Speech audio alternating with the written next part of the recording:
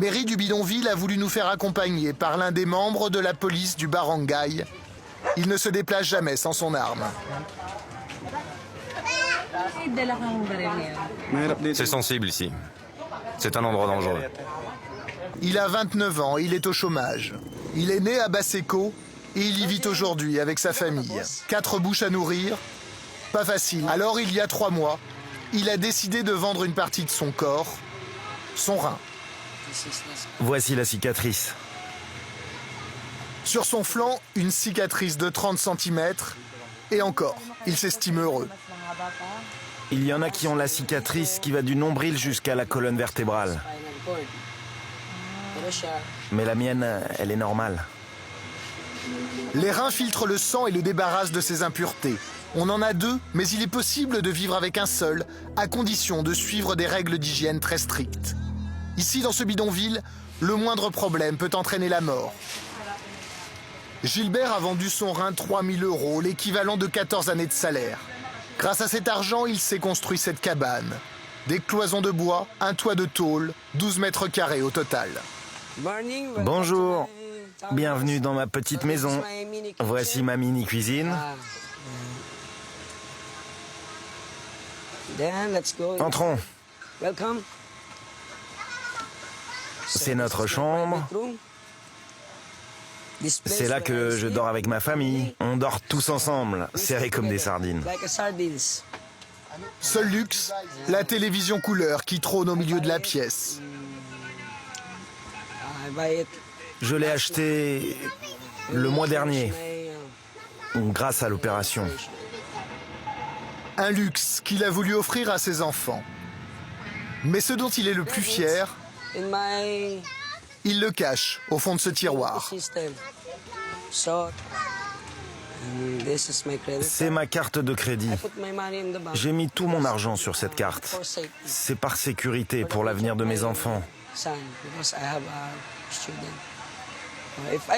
Si je meurs, ce sera une chose utile. Ma femme et mes enfants hériteront de tout.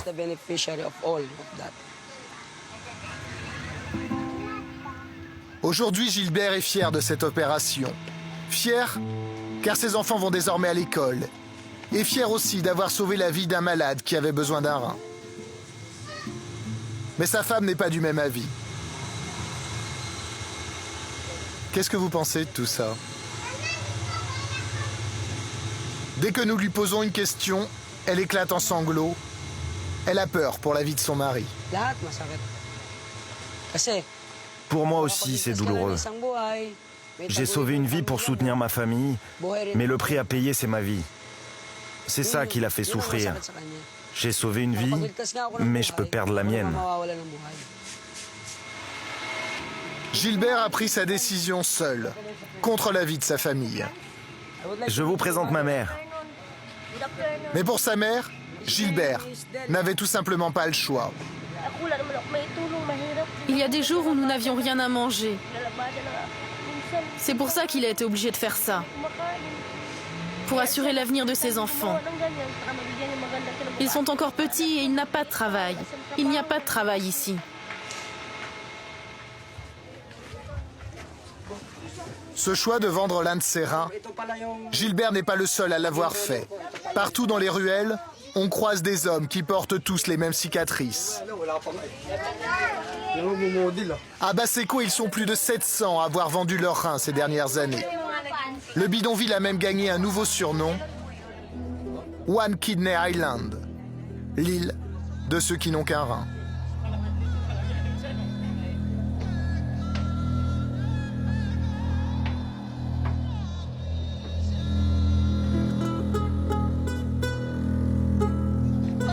Ces hommes ont entre 18 et 35 ans. Pour nourrir leur famille, ils ont vendu leurs reins entre 1 500 et 3 000 €. À Basseko, certains ont tenté de s'enrichir grâce à ce marché en jouant les intermédiaires entre les hôpitaux et le bidonville. Aujourd'hui encore, ils continuent de recruter discrètement des donneurs potentiels. Difficile de les rencontrer, tous les habitants les connaissent, mais chacun garde le secret. Finalement, une femme va accepter de nous parler. Cela fait 4 ou 5 ans qu'elle mène ce trafic. Elle nous invite dans sa maison.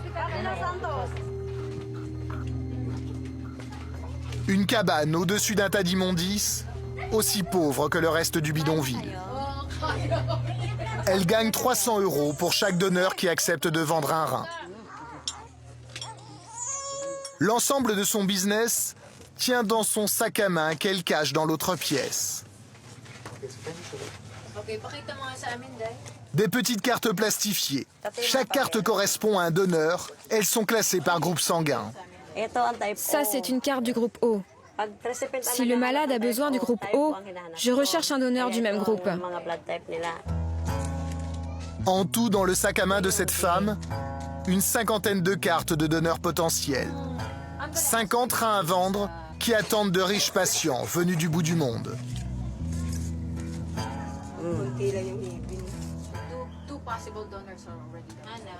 Quand vous les regardez, qu'est-ce que vous ressentez?